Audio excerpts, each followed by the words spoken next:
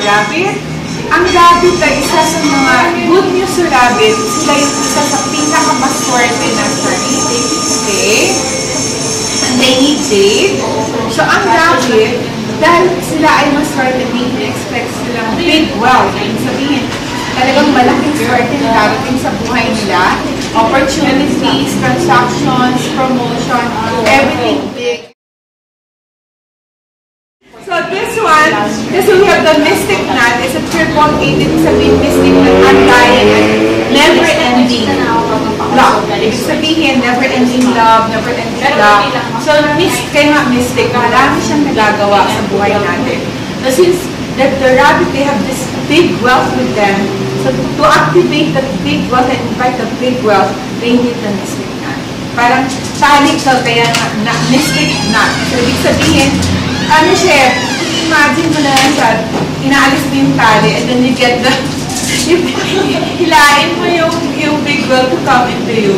So, parang, minamatahin mo na pumasok sabi ng magic mo siya.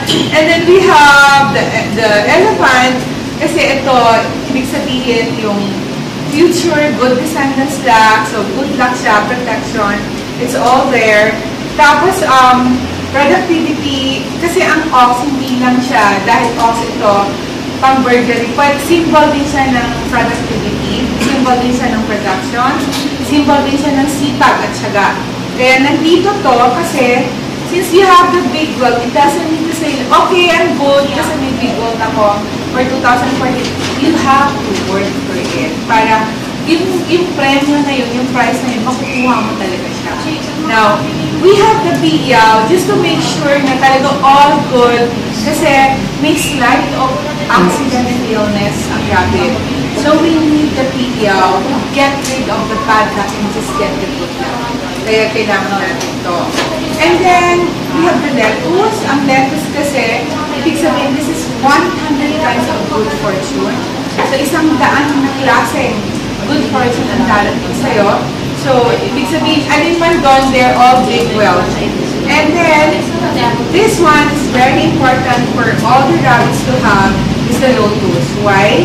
Because lotus is the Buddha's seat. Ibig sabihin, upuan siya ng mga gods and gods. Yung mga santo, yung mga Buddha, Lucky Buddha, Swanima, Rintara, lahat sila, pagka nagpapahinga sila habang tumutulong dito sa mundo na hindi natin sila nakikita, andyan sila para tumulong sa atin.